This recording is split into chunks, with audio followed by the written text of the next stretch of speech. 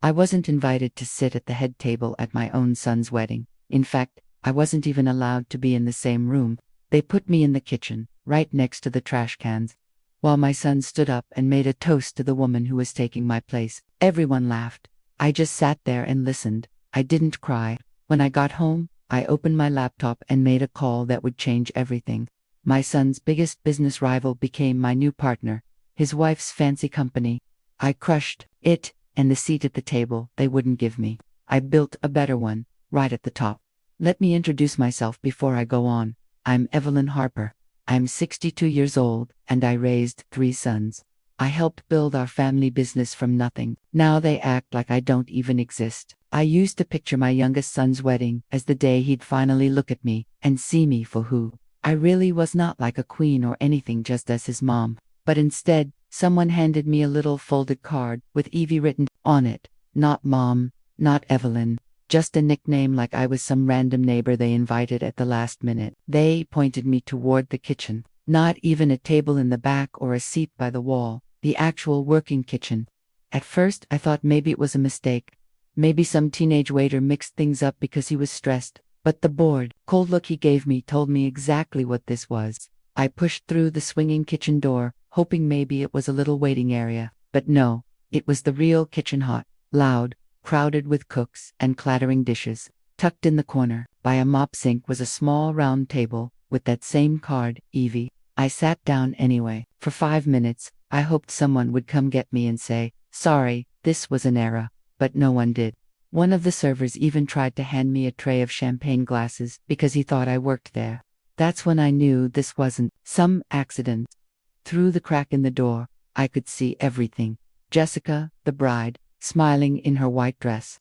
Daniel, my baby boy, who used to beg me to read him bedtime stories, was standing there grinning like nothing was wrong. I leaned forward, trying to hear the speeches over the banging pans. Then Jessica spoke. Her voice was sharp and proud. Today, I finally take over as the queen of this family, she said. The crowd roared with laughter. Someone yelled, where's the old queen? Another person shouted, in the kitchen, I think, and the whole room laughed, including my son. I didn't move. I didn't cry. I just stared down at the wooden table, pressing my hands flat against it like maybe it would split open and swallow me. My sister Nora tried to sneak over to sit with me, but Jessica snapped at her to come back for photos. No one asked me to join a single picture. I stayed there the whole dinner. Every course, I heard the sounds of forks hitting plates and people laughing together. No one opened that door for me. Later, when the music started, I saw my son dancing with Jessica's mother. I didn't blink. I didn't flinch.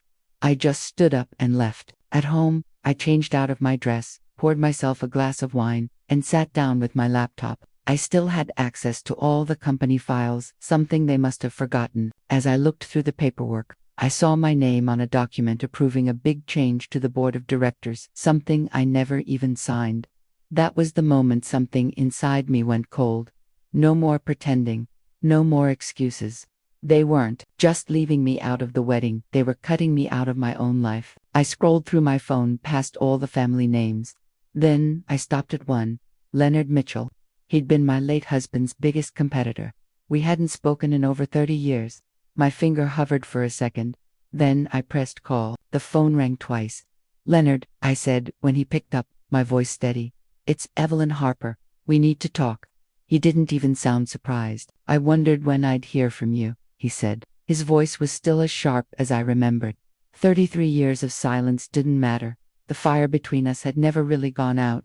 We agreed to meet the next morning, early, in his office. No records, no paper trail. That night, I barely slept. I lay in bed thinking about every second of that wedding, every laugh, every time someone looked right past me, every glass of champagne I never got to hold. Around 7 a.m., my phone buzzed. It wasn't from my sons, of course. It was Nora. She didn't waste time. You know they did that on purpose, right? She said, like she'd been waiting to say it. I didn't answer. She kept talking. I heard Jessica telling her friend she wasn't about to let the old lady steal her spotlight. She said you were going to be handled quietly. Daniel never spoke up. I sat there in my nightgown, listening as my only sister confirmed that my own son let this happen. They had that table ready for you before you even got there. Nora added. I heard them laughing about it. Make sure she can see the garbage bins, Jessica said. My hands squeezed the phone so tight my fingers turned white. Still, I didn't cry. Not even then. Nora's voice softened. Evie, you don't deserve this. I thanked her. Then I hung up and got dressed carefully, more carefully than I had in years. A crisp pantsuit, polished heels, no jewelry. I wasn't dressing up for them. I was dressing up for me. When I walked into Leonard's office, it still smelled the same like old leather and polished wood. And in that moment, I knew I wasn't done yet, not even close. I walked into Leonard's office, and it smelled exactly the same as it did back when he and my husband were always fighting over contracts in the late 80s. Leonard stood up when he saw me. He didn't try to shake my hand, he just opened his arms like he was waiting for a hug. But I didn't move. I'm not here to remember old times, I said. He nodded. All business. Let's talk about those shares, I said. His eyebrows shot up. You're finally ready. I wasn't the one who stopped being ready, I told him. I sat down across from him and slid a little flash drive across the table. Everything you need to see is on here, I said. Board changes, my voting rights, the proof they forged my name last month. Leonard plugged it in and started scrolling through the files. He let out a low whistle. They really tried to screw you over, and they failed, I said. For now, Leonard leaned back in his chair. So, what do you want, Evie? A payout. Revenge. I looked him right in the eye. I want to burn them. Slowly. Not loud and messy. Quiet, careful, like surgery. He smiled a little. You've always been smarter than they realized. I'm going to sell, I told him, but not yet. First, I want them to think I'm gone. I want them to believe I've given up. I want Jessica sitting in her fancy chair, feeling like she's finally won. I want Daniel to look around one day and not even realize what he's lost until it's too late. Leonard's eyes lit up. And when you sell, I sell to you, I said. But I want a full consulting partnership. My name buried in the footnotes, where they'll never see it coming. Deal, he said. No handshake, no toast. Just 2 signatures on a draft and a plan I'd been waiting years to set free. When I left that office, I didn't just have leverage. I could finally breathe again. When I got home, there was a voicemail from Daniel. His voice sounded stiff, like he was embarrassed. Hey. Sorry about yesterday, he said. Jess thinks maybe the staff messed up the seating or something. Anyway, we're leaving for our honeymoon for 2 weeks, but we'll talk when we get back. He ended it with a little laugh, like we were just fine, like I was going to forget they locked me in the kitchen, while strangers raised their glasses to the woman who wants to erase me. I played the message again, this time on speaker, as I opened my safe and pulled out the original shareholder contract. 3 signatures mine. My late husband's, and Daniel's. My leverage. My weapon. 30 years of keeping quiet had given me peace. Now it was time to buy something else. War. I didn't delete Daniel's voicemail. I saved it right next to the shareholder agreement, the phony apology sitting side by side with the proof of everything he tried to steal. For 2 weeks, I said nothing. I didn't answer calls. I didn't reply to texts. I didn't even tell Nora what I was planning. I showed up at the office twice without warning, just to watch. I sat in the lobby, pretending I was waiting for someone I saw, who came in with big smiles and who couldn't look me in the eye. Jessica showed up 3 times wearing sunglasses inside, carrying those expensive coffee cups like she was the star of some cheap business blog. The receptionist called her boss lady, which almost made me laugh out loud. When Daniel and Jessica finally came home from their honeymoon, I logged into the company's file system under my own name. No warning, no heads up. Leonard's tech team had helped me quietly fix my old admin account. There it was. The restructure I never agreed to. My name signed under a pile of documents I'd never seen. Contracts moving money around, firing staff, and spending company funds. Jessica had even used my late husband's signature stamp next to Hearst's, something she was never allowed to touch. I stared at that stamp like it was a weapon, because that's what it was. They were killing me, but doing it with paperwork instead of violence. I saved everything to a separate drive. Then I sent it to Leonard with no subject line, just the files. That night, I called Daniel. I figured it was time.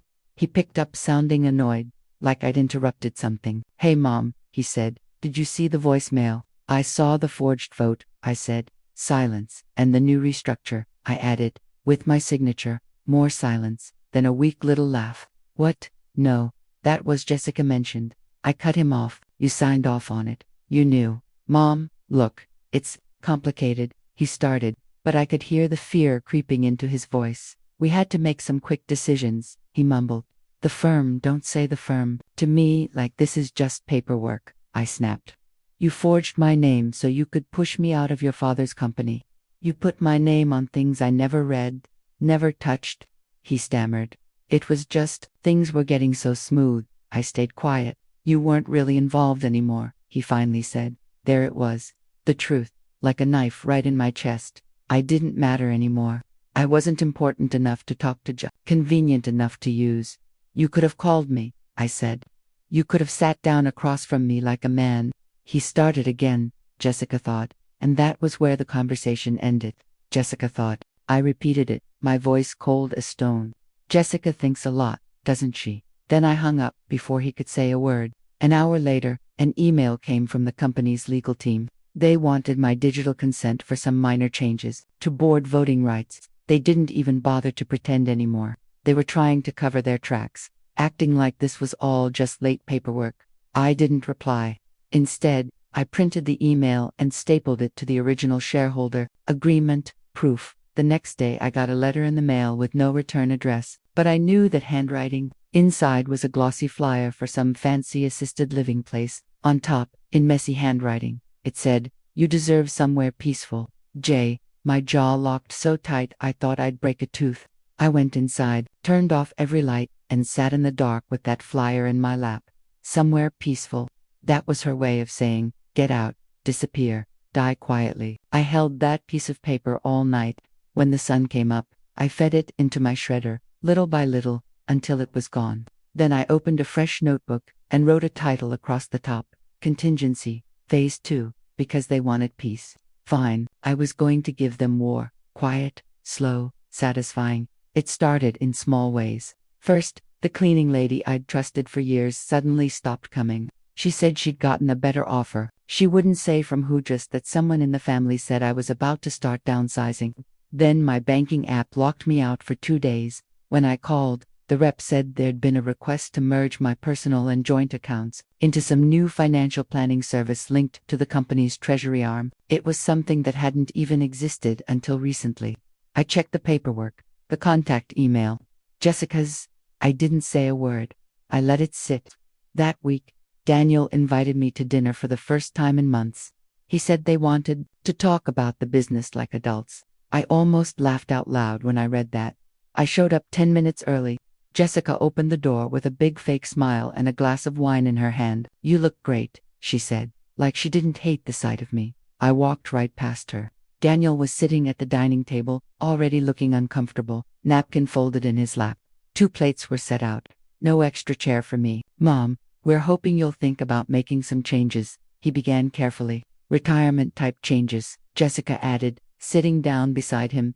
You've done so much, really, and now we want you to enjoy your time. Travel, relax. On what money? I asked flatly. Daniel shifted in his chair. That was a miscommunication. You tried to combine my accounts, I said. That was Jessica's idea, he blurted, then looked down. Jessica's eyes narrowed just a little, but she kept smiling. We just want to take the pressure off you, Evelyn. Let you live without all the noise of corporate nonsense. That noise paid for this house, I said calmly. It paid for your wedding dress, for your honeymoon in Santorini. Daniel swallowed. It's not about the past. It's exactly about the past, I snapped. That company carries your father's blood in every dollar it earns. Jessica took a slow sip of wine and set her glass down. We're not trying to erase you, she said smoothly. We're trying to protect you. Things are changing. Investors are younger now. They don't want a 70-year-old woman as a decision maker. I'm 62, I said, and still the largest individual shareholder. For now, she replied, her tone so casual it almost sounded bored. Then she stood up and walked to a side table. She came back with a slim folder and set it in front of me. Just something to look at, she said. Inside was a shiny brochure for the Regia Luxury Assisted Living Place, 2 counties away. Pictures of yoga classes, painting workshops, an on-site spa. They've got a spot open, she said. her voice soft like she was doing me a favor. It's beautiful, quiet. Daniel stared down at the table. He didn't say a word. You're serious? I asked. Jessica nodded. We want to make sure you're comfortable. You'd still have a small stipend. The trust would cover all your needs. My voice stayed calm. I didn't raise it, not even once. I closed the brochure and set it neatly back in the folder. Then I looked at my son. Did your father die for this? I asked quietly. Daniel flinched like I'd slapped him. Jessica slid her hand over his. Don't make this emotional, she said. It's just logistics and legacy. I stood up. You want the house, don't you?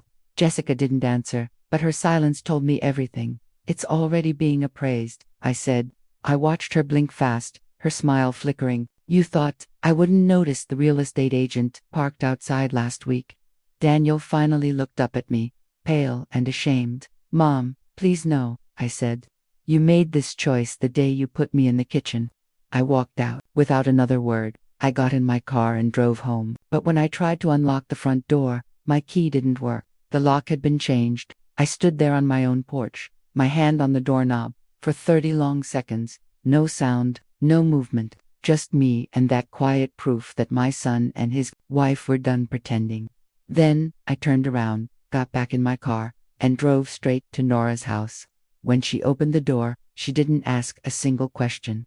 She just looked at my face and said, "Tell me everything." And I did. Every single piece. The forged vote, the bank accounts they tried to merge, the fancy brochure for the retirement home, even the lock on my door. You're not staying in that house another night, she said firmly. You'll stay here with me until we flip that whole damn board over. I nodded. Then I reached into my purse and pulled out the one thing they hadn't managed to touch, my original shareholder certificate. My husband's signature still there in blue ink, sealed in plastic with my initials. They want me erased, I said. But they forgot one thing. What? Nora asked. I looked her straight in the eyes. I built the map. I know where every single crack is. For the next 5 days, I didn't tell anyone where I was, not even Leonard. I parked my car 3 blocks away, under an old tree in front of an empty house so no one would see it. I turned off the location tracking on my phone. I paid cash for groceries at the corner store. I moved like someone who needed to disappear, because I did. I needed them to believe I was finished, broken, hiding, maybe even tucked away in that fancy facility they were so eager for me to visit. Nora never asked for explanations. She made up the guest room, let me borrow her laptop, and brewed coffee every morning before I even got out of bed. It felt a little like when we were kids again, when sharing a house didn't mean stepping over betrayal. On the 3rd night, I checked the business news. Nothing. Too quiet. No staffing announcements, no press releases. Jessica was keeping her head down, probably telling Daniel not to worry, that I'd cool off eventually, that I'd give up. On the 6th day, Nora walked into the living room holding her phone with a look on her face like she was trying not to grin. "Daniel's calling me," she said. "Should I answer?" I nodded. She put it on speaker. "Hey, Nora," he said, sounding casual. "Have you heard from Mom?" "No," she said, her voice perfectly calm. "Why?" "She's not answering texts," Daniel went on. "She missed the board session last week. We're a little concerned. Maybe she's taking time for herself," Nora said smoothly. "You know how exhausting family can be." Daniel gave a nervous little laugh. "Yeah, I guess. Jessica's just worried." "Oh," Nora said, sweet as sugar. "That's so thoughtful of her." I leaned back on the couch and stared at the ceiling while he rambled on about checking in and hoping I was okay. When the call ended, Nora looked at me. "They're sweating," she said. "Good," I replied. But inside, I knew it wasn't enough. I needed more. I needed them to start coming apart at the seams without me even lifting a finger. So I made my first real move. I sent Leonard an encrypted message with just one instruction. Start a rumor. Nothing they could prove. Nothing that pointed back to me. Just a whisper that Evelyn Harper was quietly teaming up with a big investor. No names. Just enough to make them nervous. Within 48 hours, Jessica sent out a mass email to the board. She was reassuring everyone of stability and forward momentum. I knew that tone. She was bluffing. She was scared. And it made me smile. The next day, I checked the company's HR portal. There it was, an opening for a junior financial director. Jessica's department. She was trying to hire backup. Probably someone to dig around and lock everything down. Too late. I already had copies of every file I needed. That weekend, I met Leonard in person for the first time since all this started. We sat in a tiny bakery in the next town over. We both ordered coffee. We didn't bother drinking. He slid a folder across the table to me. "You ready for phase 2? He asked. I didn't even open it. "Let's make it look like their idea," I said. "Beautiful," he replied, smirking. And on the 7th day, the real game began. I disappeared again, turned off my phone, unplugged the landline in Nora's guest room. I didn't leave a single trace. 2 days passed, then 3. Jessica filed a missing person report with the police. Not because she was actually worried about me, but because she needed official proof that I was incapacitated. That way, she could trigger some hidden power of attorney clause tucked into the forged paperwork. But I wasn't technically missing. I'd mailed a notarized letter to the board saying I was taking a personal wellness break, a sabbatical. Just that one piece of paper stopped their plan cold. When the letter showed up at Nora's, she handed it to me with a huge grin. "You just killed their next 3 moves," she said. "No," I told her, looking at the envelope. "I just bought time for the final one." Because by then, the rumor was spreading. Leonard had dropped the bait in exactly the right places. Jessica's big investor meeting in Seattle got canceled. A client she thought she had locked down started backing away. Their PR team had no clue why the company's name was suddenly floating around with question marks attached, and the whole time, I was just sitting in Nora's spare bedroom, reading old books, making timelines, and waiting for their shiny glass house to crack right down the middle. They wanted me to slip away quietly. Instead, they were about to get a disappearance so loud it would echo for years. The morning I finally made the call, I didn't drink coffee. I didn't brush my hair. I didn't even look in the mirror. I just sat on the edge of the bed with my phone in my hand, holding it like a bomb. Leonard's contact photo was just a blank gray circle. We'd never bothered with things like profile pictures. I tapped his number once, twice. He picked up on the second ring, like he'd been waiting. "It's time," I said. "No hello, no small talk. You sure?" he asked, though he sounded like he already knew the answer. "Yes," I said, and I hung up. 10 minutes later, my email pinged. An encrypted contract draft was waiting. I opened it and read every line.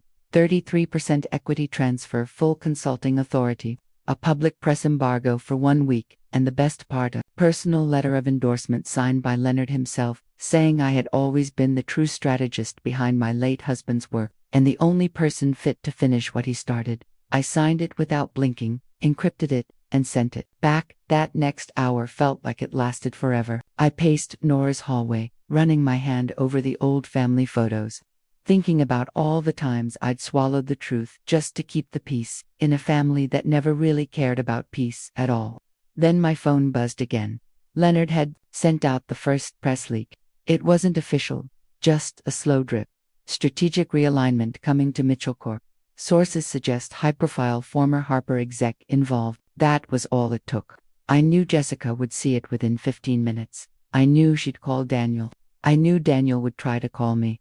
And I also knew I wouldn't answer. I turned off my phone, made a pot of tea, watched Nora do her crossword, like it was any other Wednesday. That afternoon, my name started trending in 2 finance forums. Someone from my old industry days even tweeted, "Did Evelyn Harper just walk back onto the board like a ghost with a flamethrower?" I didn't reply. I let the fire catch all on its own. By sunset, Leonard sent me a photo. Jessica was standing in front of the Harper Corp glass wall, mid-argument with 2 men in suits. Their faces were blurry, but you could see by their body language they were furious. Jessica looked tired, frazzled, overdressed, just like I wanted. That night, Daniel finally broke. He sent an email, no greeting, no mom, just, "What are you doing?" I didn't answer. The next day, a courier knocked on Nora's door. The letter was in Jessica's handwriting. The tone was fake friendly, the cursive tight and shaky. "We're aware of some rumors and would like to offer you a graceful exit that preserves your dignity and your history with the company. Let's avoid any ugliness. We're open to a private buyout if you'd prefer to separate on clean terms." The word dignity almost made me laugh out loud. I tore the letter straight down the middle, then into strips, and fed it into Nora's fireplace. I lit it with 1 match. The next day, the official press release dropped. Evelyn Harper joins Mitchell Corp as executive strategic partner. Former co-founder of Harper & Sons returns to the industry after a decade-long absence. Market analysts predict a major disruption. Underneath was a photo of me standing next to Leonard. I was wearing the same navy blazer I'd worn to my husband's funeral. The signed contract was in one hand. My other hand was in my pocket. Daniel's name didn't appear once. Jessica's name showed up in the very last paragraph, just a note that she was still acting CEO of a declining firm that had seen a 12% drop in investor confidence last quarter. That night, I slept 8 hours straight without waking up once. No wine, no pills, just peace. They wanted me quiet. They just didn't understand how loud silence can be. That's what real quiet looks like when you aim it with purpose, because silence isn't giving up, it's planning. The morning after the press release hit, I went back to the house they'd tried to shove me out of. Not because I was feeling sentimental, but because it was still legally mine. I wanted to walk through that front door and breathe the air like nothing had changed, like I hadn't been locked out and treated like a ghost in the place I helped build. When I stepped onto the porch, the same porch where my key once stopped working, pulled out the new key I'd gotten through county records under my property rights, I slid it into the lock without a moment's hesitation. Because, in the end, paperwork speaks louder than any apology, and signatures last a whole lot longer than fake smiles. When the lock clicked open, it was the sweetest, quietest kind of revenge. Inside, everything was spotless, to clean, like nobody had really been living there since they assumed I was gone. Jessica's things were neatly arranged in the hallway, as if she was still pretending she owned what never belonged. To her, I didn't touch a single thing. I just walked to my old chair in the sunroom, sat down, crossed my legs, and waited. 37 minutes later, Jessica pulled up. I heard her heels tapping up the walkway like she was marching into her kingdom. She opened the door, and when she saw me sitting there with a cup of coffee, she froze. You'd have thought she'd seen a ghost, but I didn't let the silence do all the talking. You're trespassing, I said, calm as ever. My voice never even rose. She blinked, confused, like maybe she thought she misheard me. Excuse me, she said, her voice getting high and tight. This is my house, I replied. And as of this morning, I've officially canceled the temporary occupancy agreement your husband filed under my name without my consent, by the way. So, unless you have a legal document that says otherwise, I'd suggest you call a moving service. She stared at me, then looked around the room, then back at me. You can't do that, she said. But even she didn't sound sure anymore. I already did. I reached into my bag, pulled out the rolled-up legal papers, and set them gently on the little table between us. Here's your copy. Effective immediately. You've got 72 hours. Her jaw clenched, and for the first time, I saw the cracks showing under all her expensive clothes and practiced smiles. I saw the panic she couldn't hide. Daniel won't allow this. She tried again, voice quivering. I tilted my head just a little. Daniel doesn't control anything anymore, I told her. Not the board, not the house, not the story. I let you both think I was broken. That was your first mistake. Your second was underestimating how dangerous a woman gets when she's got nothing left to lose. Jessica didn't move. She didn't even blink. She just stood there, completely silent. I let her sit in that silence for exactly 10 seconds. Then I stood up, walked past her without looking back, and went upstairs. I didn't need to say anything else. The house spoke for itself now. That afternoon, Leonard sent me a video. It was from inside Harper & Sons' downtown office. Daniel was standing there, red-faced and stumbling over his words as two board members told him they were pulling out of a funding deal. We can't back a company with this kind of instability, one of them said. I watched Daniel's expression change from confusion to desperation in just a few seconds. He tried to explain away the headlines, the rumors, the fact that his mother had just partnered with his father's old rival and walked back into the industry like she'd never left. I didn't laugh, but I did watch that video twice. That evening, the first official investor withdrawal notices started coming in, not all at once, but enough to leave a mark. Jessica tried to set up a crisis PR call, but no one showed up. I know because someone leaked the empty Zoom meeting link, and the recording went viral in 4 hours. The Harper name wasn't just fading anymore, it was collapsing, and I didn't have to lift a finger to burn it down. I only had to pull out the foundation brick they'd forgotten I still owned. Some finance blogs called it a burn notice. Harper matriarch torches her legacy to reclaim control. But I didn't burn anything. I just walked back into what was already mine and let the whole thing cave in under its own lies.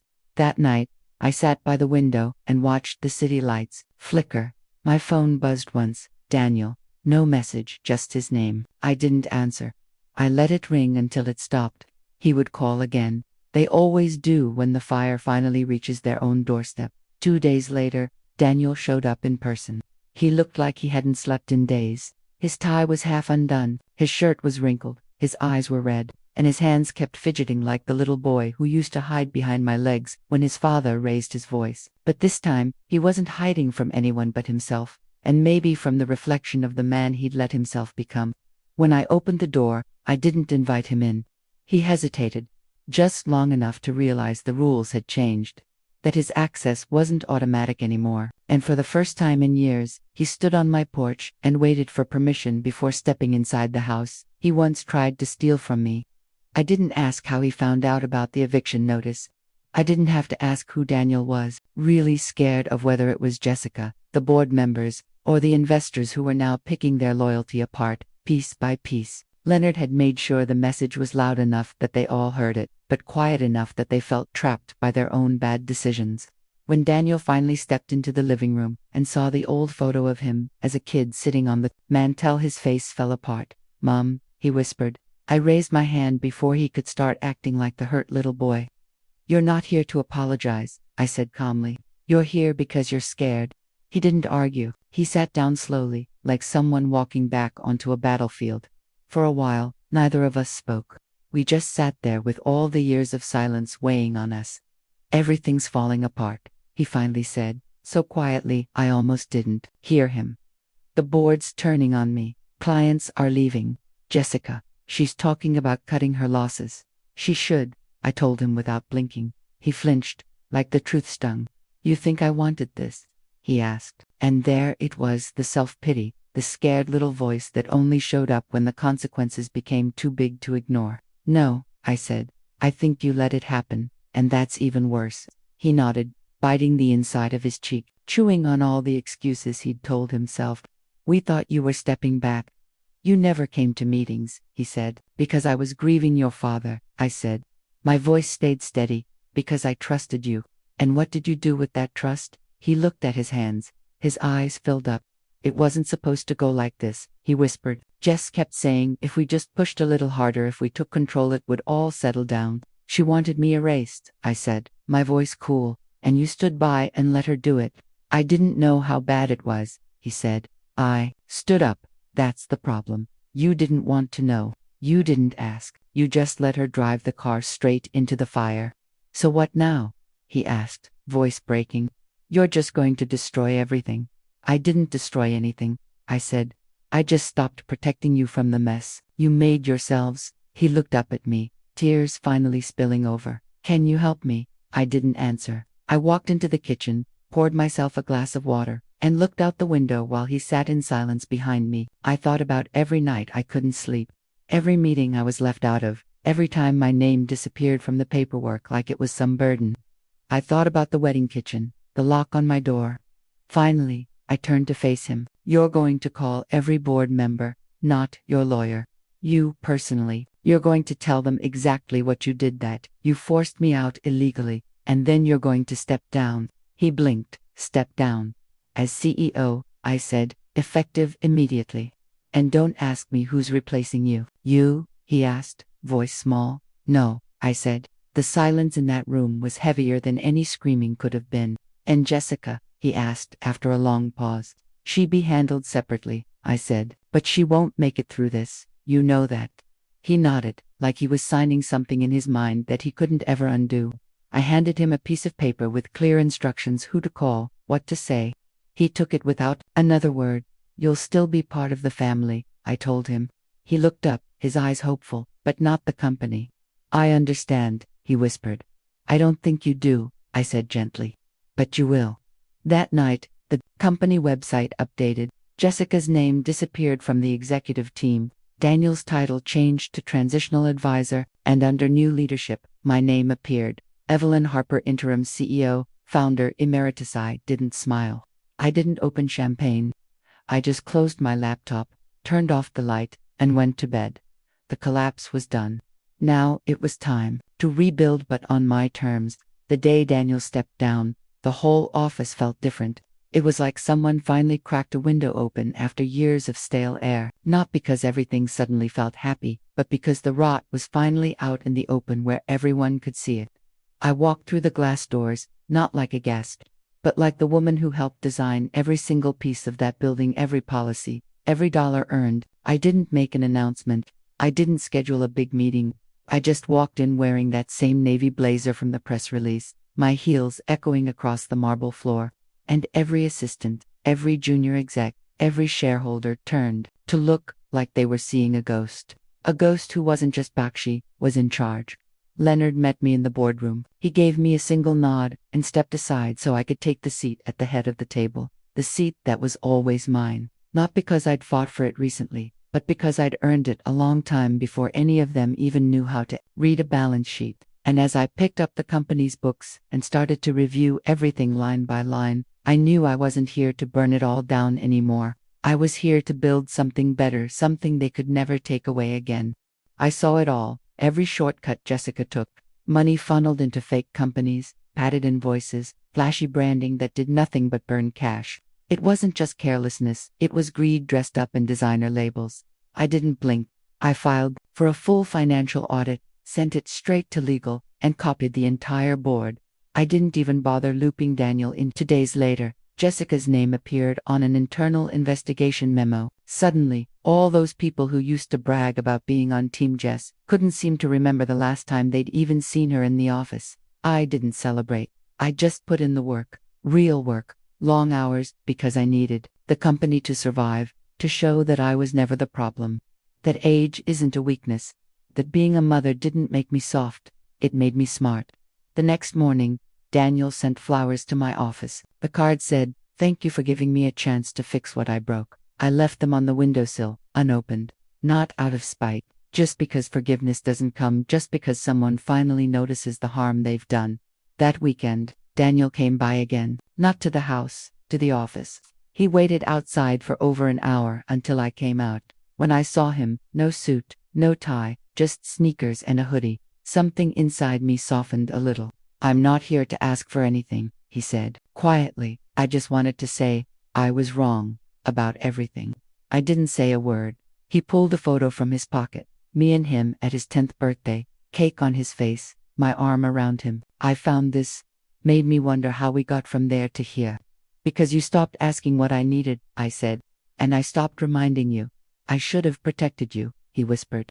"You should have remembered I didn't need protection," I said. We stood there, the city noise all around us, like we were standing still. "I'm going back to school," he said at last. "Finance ethics. I don't want this to be the end of my story." "It won't be," I said. "But you'll carry it." "I should," he said. "I want to." He handed me the photo and started to walk away, but stopped. "I don't expect us to be fixed," he said. "But I hope one day I'll be invited back. Maybe not as a son," I said, "but as a man trying to be better. There's a chance." He nodded and left. No tears, no drama, just quiet truth. I put the photo in my desk drawer, under a stack of new client proposals. That night, I signed Jessica's termination papers and sent them with a simple line, effective immediately. "Regret does not equal immunity. Because regret is easy. Respect is earned, one hard day at a time." 6 weeks later, the audit confirmed everything. Jessica hadn't just stolen money, she'd drained the company of trust, of loyalty, of dignity. The board voted to take legal action. I didn't go to the meeting. I didn't give a speech. I just sent 3 words through legal: proceed, without delay, because justice doesn't need an audience when it's long overdue. With Jessica gone and Daniel rebuilding far from the company he thought would always be his, I finally had space to do what mattered. Fix the company from the inside out. I rebuilt the leadership, brought back 2 department heads who had quit when Jessica took over, and started a mentorship program for women over 50 returning to business. Because legacy isn't clinging to power, it's handing it down with purpose. For the first time in years, I walked into that office not as a survivor, not as a fighter, but as a builder. And the real moment, the one that meant more than headlines or board votes, came quietly on a Sunday, at my granddaughter Ava's 9th birthday party. I wasn't there out of duty. I wasn't there as an afterthought. I was there because she wanted me there. When I arrived, Daniel was already helping hang streamers. No Jessica, no tension, just kids laughing, burgers on the grill. Daniel gave me a small nod, not asking for forgiveness, not seeking pity, just respect. I nodded back. Later, when it was time for cake, Ava stood on a chair and pointed at the head of the table. "Grandma Evelyn sits here," she said, loud enough for everyone to hear. Daniel didn't flinch. He didn't correct her. He just pulled out the chair and patted it, like it was the most natural thing in the world. And when I sat down, it wasn't about reclaiming power. It was just right. And when she handed me the knife to cut the cake, her small hand wrapped around mine, and I realized that was the legacy that mattered most. I realized then this was the seat I'd earned. Not a chair stuck in some kitchen behind a closed door, not a spot buried in the fine print of a corporate office, but here at a table where legacy meant more than shares and signatures. After the candles were blown out and the kids were high on sugar, I stepped inside to catch my breath. Daniel followed me, carrying 2 plastic cups of lemonade. "It's not the champagne you used to pour," he said, handing me one, "but it's honest." I took a sip and nodded. "Honest is good. She talks about you all the time," he went on. "Says you're the strongest woman she knows." "Then she's already smarter than you were at her age," I said. And for the first time, he laughed, a real laugh, not the stiff, nervous one from before. "I'm glad you're still here," he said quietly. "I thought I'd lost you." "You almost did," I replied. "But you remembered in time." We stood there a while, just watching Ava run across the yard with a paper crown sliding down her hair, dragging a balloon behind her like a prize. And it hit me. Legacy isn't just what you leave behind. It's what you refuse to let be erased. I had lost things, years, trust, time, but I'd gained something heavier, stronger, impossible to shake. My place, my voice, my seat at the damn table. And I wasn't giving it up for anyone. Not ever.